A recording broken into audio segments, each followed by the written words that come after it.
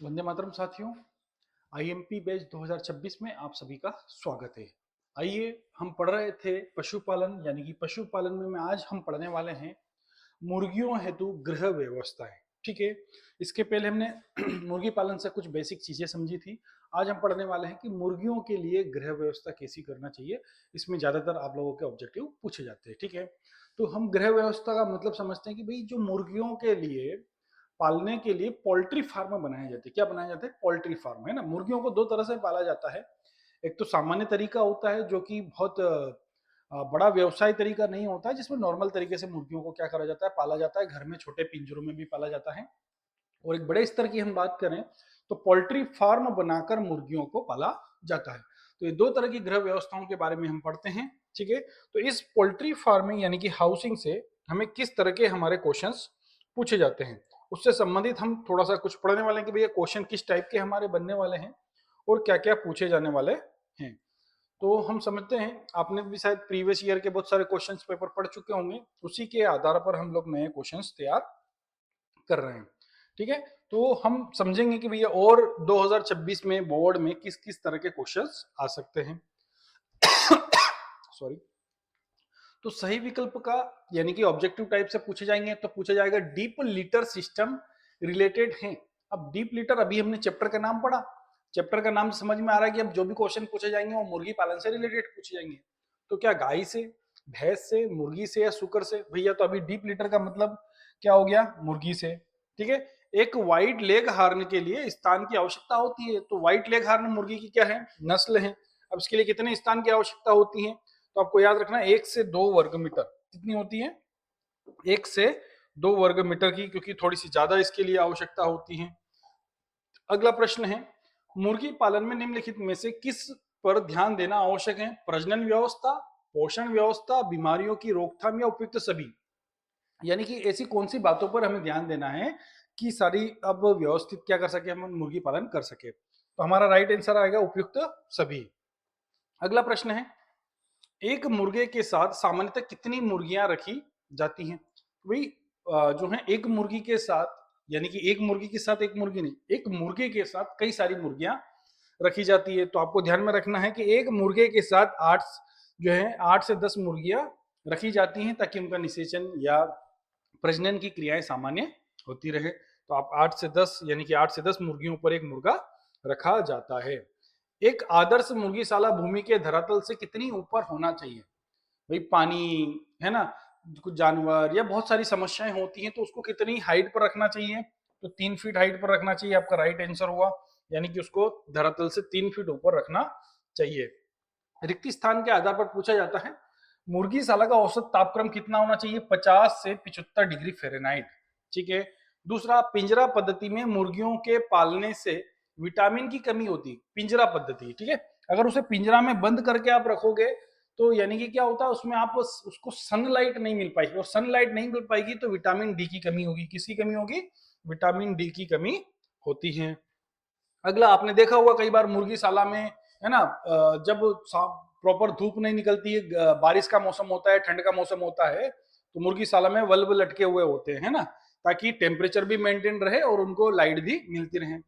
मुर्गीशाला में प्रति मुर्गी के लिए कम से कम फीट स्थान होना चाहिए। मुर्गीशाला में अब सामान्य मुर्गियों के लिए 1 वर्ग फीट, कितना वर्ग फीट? 1 वर्ग फीट का स्थान पर्याप्त होता है। एक आदर्श कुक्कुटशाला को धरातल से अभी पढ़कर आए भैया, यानी कितने ऊपर बनाना चाहिए? 3 फीट ऊपर बनाना चाहिए। स्वास्थ्य की दृष्टि से यह पद्धति मुर्गीशाला की सर्वोत्तम माना जाती है। तो कौन सी? गहरी बिछावन पद्धति।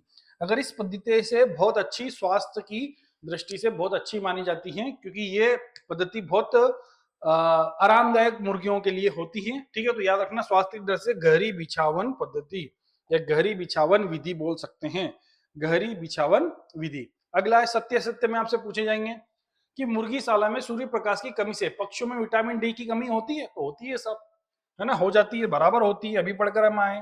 तो राइट आंसर आपको क्या आएगा? सत्य। मुर्गीशाला में धूप से सुसुप्ता नहीं होती? धूप से सुसुप्ता नहीं होती? भाई होती है, जब धूप गिरेगी तो सुसुप्ता तो होगी होगी। तो आंसर क्या होगा? असत्य, होती है। ठीक है, तो ये दोनों जो है प्रश्न आपके सही गलत में आपसे पूछे जाएंगे। अगला प्रश्न है, गहरी बिछाली पद्धति से अच्छी खाद प्राप्त होती, बराबर, क्योंकि गहरी बिछाली अच्छी पद्धति से जब मुर्गी वहीं है ना अपनी जो वीट करेगी, वीट जिसे हम बोलते हैं है ना, पेशाब करेगी, तो गहरी बिछावन पद्धति में क्या हो जाता है, सोख लेता है और उससे एक अच्छी खाद तैयार होती है। अगला प्रश्न है, आदर कुक्कुटशाला का फर्श धरातल से 60 सेंटीमीटर ऊंचा होना चाहिए। तो 60 सेंटीमीटर का मतलब तो हो गया भाई 12 पंजे 60, तो यानी कि 5 फीट बता रहा है। कितने फीट बता रहा है भाई? गलत है, क्योंकि हमने तो अभी क्या पढ़कर आए थे, 3 फीट पढ़कर आए थे। तो ये क्या होगा राइट, आपका राइट आंसर असत्य। मुर्गियों में पसीने वाली ग्रंथियां पाई जाती, नहीं पाई जाती दोस्तों, है ना, मुर्गियों में पसीने वाली ग्रंथियां नहीं पाई जाती हैं, ठीक है, मुर्गियों में पसीने वाली ग्रंथियां पाई जाती तो नहीं पाई जाती, तो आपका आंसर क्या होगा, असत्य।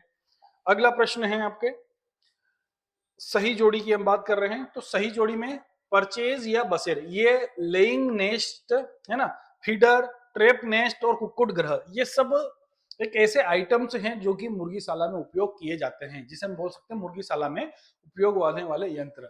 तो हम परचेज या बसेरे का उपयोग करते हैं, तो मुर्गियों मुर्गियों के बैठने व आराम करने के स्टैंड को हम क्या बोलते हैं, ये राइट आंसर होगा आपका परसेज या बसेरे, ठीक है। लेइंग नेस्ट का राइट आंसर होगा मुर्गियों में कोने में रखी आयताकार बक्सा या टोकरी को हम क्या कहते हैं भैया, लेइंग नेस्ट कहते हैं। फीडर का उपयोग, फीडर मतलब काय के लिए भैया, मुर्गियों के लिए खाद्य में जो लाल लाल डब्बे लगे होते हैं, आप लोगों ने देखे होंगे मुर्गीशाला में, तो उसे हम फीडर कहते हैं। तो मुर्गियों के खाद्य पदार्थ रखने का बर्तन कहा जाता है। ट्रैप नेस्ट का मतलब होता है अंडे देने का घोंसला, जिससे अंडा देने के पश्चात मुर्गी बंद रहती है ना, अंडे देने के बाद क्या होती है, मुर्गी बंद होती है, नहीं तो अंडे को फोड़ देती है।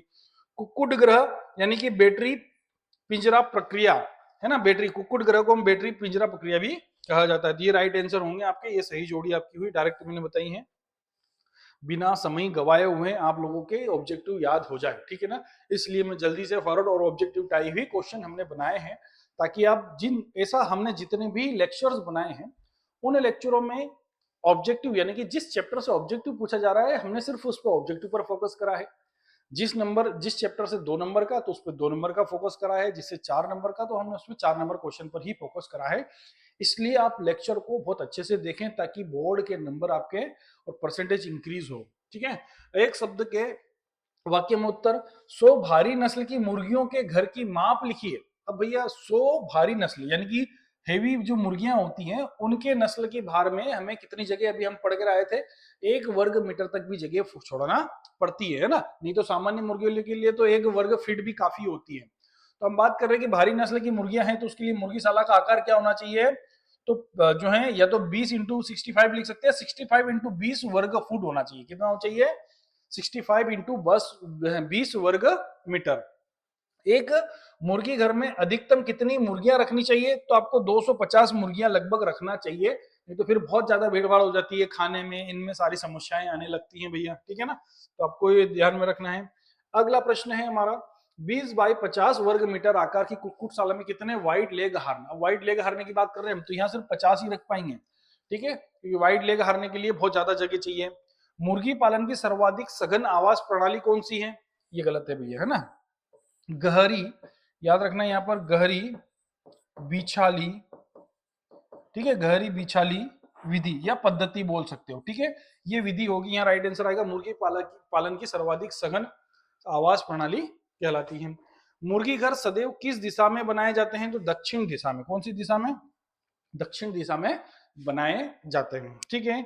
इस प्रकार ये आपके सारे ऑब्जेक्टिव तैयार हुए हैं, ठीक है, इन ऑब्जेक्टिव को आपको बहुत अच्छे से पढ़ना है, ताकि इसी ऑब्जेक्टिव के माध्यम से आप लोग ज्यादा से ज्यादा अपना, है ना, क्वेश्चंस या जो है क्वेश्चंस टाइप, पूरे क्वेश्चन टाइप इसी तरह से पूछे जाते हैं, जो भी मुर्गीशाला से व्यवस्थित, ठीक है। अगला हम नेक्स्ट पढ़ने वाले हैं जो है मुर्गियों की बीमारियों के बारे में, ठीक है और बीमारियों के संबंध में ही हम अगले 2 चैप्टर जो हमारे बचे हुए हैं उन्हीं के बारे में हम पढ़ने वाले हैं।